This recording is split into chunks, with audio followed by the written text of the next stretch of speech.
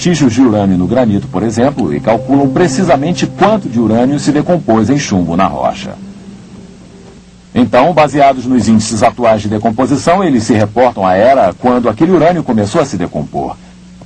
Este, afirmam eles, seria o ponto de origem da rocha. Um pedaço de rocha de granito foi colocado nesse equipamento, que é uma microsonda medidora de íons. Ela mede a proporção de urânio até o chumbo numa determinada amostra.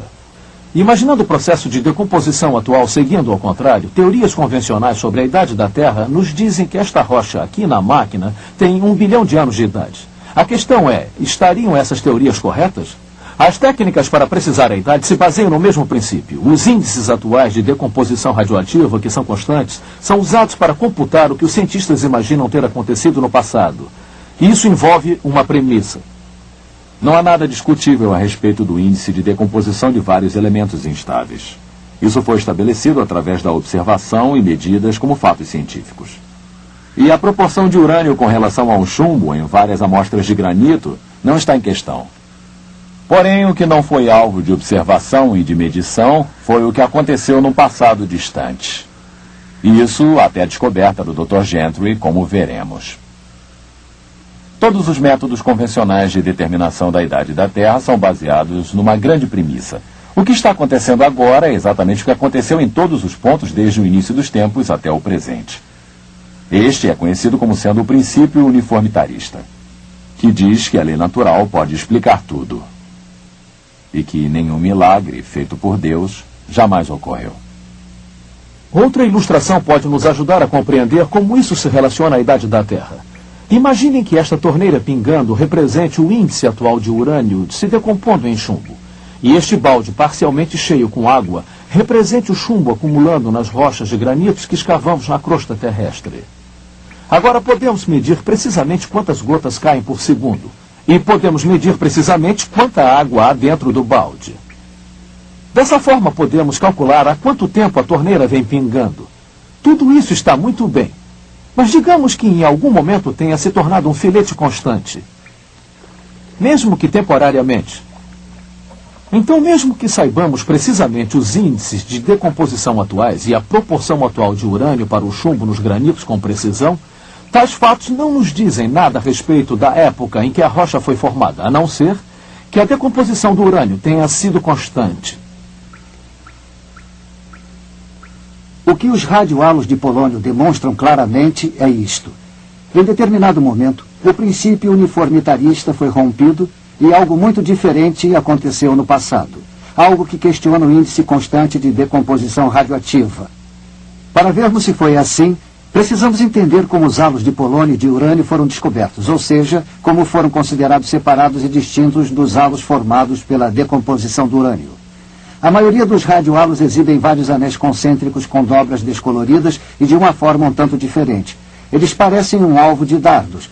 Cada anel representa uma espécie de elemento diferente na cadeia de decomposição do urânio. O par de urânios envia partículas alfa, que caminham a uma certa distância precisa, criando um halo inconfundível e identificável. Assim fazem os outros elementos no processo de decomposição, criando seus próprios anéis. Vocês podem ver as evidências do processo de decomposição do urânio nesses anéis. Mas o que fiquei surpreso ao descobrir foram halos que começavam com o polônio. Não havia evidências de qualquer urânio que os produzisse. Isso não deveria acontecer.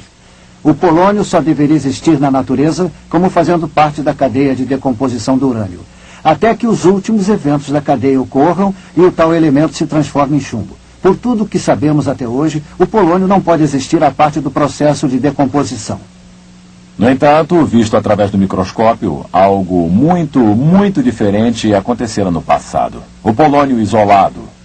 Algo não explicável, de acordo com as leis científicas atuais. Eu descartei todas as possibilidades, menos o elemento primordial do polônio, o qual foi criado desde o início.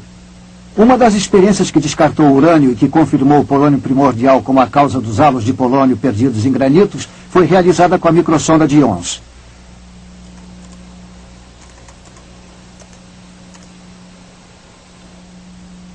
A microsonda utiliza um fino feixe de íons para analisar pequenas matérias microscópicas liberadas. A experiência foi criada para que o feixe de íons causasse impacto diretamente sobre o centro do halo, lançando em ambos os lados átomo por átomo para depois serem analisados pelo espectrômetro magnético. Um número significativo do elemento polônio-219 foi analisado utilizando a microsonda de íons. O resultado foi positivo e irrefutável. Os centros dos halos de polônio-218 continham o chumbo-206, um produto direto da decomposição do polônio-218, sem que o urânio correspondente fosse encontrado nos halos de urânio. Tais resultados confirmam que os halos de polônio em granitos foram originários de um polônio primordial.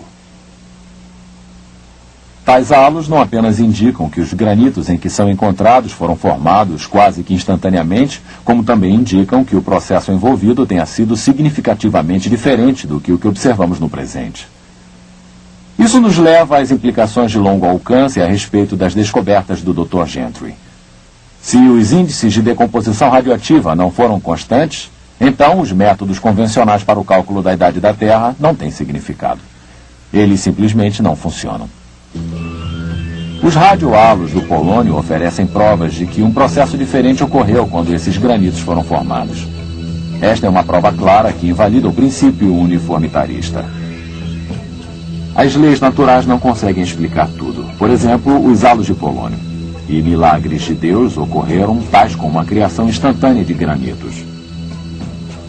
O princípio uniformitarista era a argamassa que amparava toda a teoria da evolução. A descoberta do Dr. Gentry dissolveu tal argamassa. As sólidas evidências dos radiohalos de polônio contradizem de maneira definitiva o princípio uniformitarista e colocam uma ameaça para toda a teoria evolucionista na qual os cientistas investiram com tanto empenho durante um século e meio. Resumindo, os radiohalos do polônio e o princípio uniformitarista não podem coexistir ambos no mesmo universo. Tem que ser um ou o outro.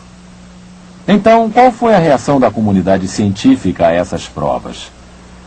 A primeira reação de muitos cientistas que passaram suas vidas investindo na teoria da evolução foi a de tentar descartar a evidência dos radiohalos. Tipicamente, eles a encararam como um pequeno mistério que tem de dar lugar a todas as outras evidências a favor da evolução e a favor de um índice constante de decomposição de radioatividade. Dr. Bruce Holman, professor de Química na Universidade Luterana de Wisconsin. Qualquer cenário para a formação da Terra tem que explicar como os halos de polônio foram formados nos granitos. Se pensarmos que a Terra sofreu um resfriamento ao longo de milhões de anos, há uma contradição, não importa como a encaremos. Porém, pode ser facilmente explicada se pensarmos que a Terra foi criada por Deus da maneira descrita pela Bíblia. Robert Gentry vem publicando seus trabalhos há muitos anos na literatura científica e sobre vários assuntos. Seus resultados sobre os halos de polônio estão nos jornais científicos há 25 anos e não puderam ser refutados no julgamento do Arkansas. O que me surpreende é a má vontade da comunidade científica em trazer seu trabalho para o centro da discussão científica numa terra que se orgulha da liberdade de pesquisa e de expressão. Nós devemos ao Dr. Gentry a oportunidade de compartilhar seus resultados, suas descobertas e suas aplicações a respeito. Por que a comunidade científica não levou essas evidências ao centro da discussão? A essência da ciência é a de testar todas as teorias através de repetidas experiências. Foram assim que as leis básicas da física e da química foram descobertas. Foi assim que os resultados do Dr. Gentry foram obtidos. Se algo está errado, por que os evolucionistas não refutaram, publicando seus resultados nos jornais científicos, onde seus trabalhos foram publicados? Os evolucionistas teriam enchido as páginas das publicações científicas refutando as provas a favor do criacionismo se pudessem ter feito isso. Sua ausência expõe o que há muito tempo tem sido um grande segredo na ciência. Os evolucionistas cometeram um erro colossal criando a teoria de uma Terra que se desenvolveu sobre a premissa de que os granitos se formaram naturalmente, sem ter evidências científicas sólidas para apoiar tal premissa. Sua incerteza foi amplamente expressada através de um comentário feito por um renomado geólogo que se pronunciou no Simpósio Internacional sobre a origem do granito em 1947. Senhor Presidente, senhoras e senhores, é um prazer fazer parte de uma discussão desse tipo, por dois motivos. Em primeiro lugar, os jornais e o rádio nos trazem diariamente problemas e nos ameaçam com consequências drásticas se não os solucionarmos. Nesse simpósio, nós tratamos de um problema que, na verdade, é um velho amigo.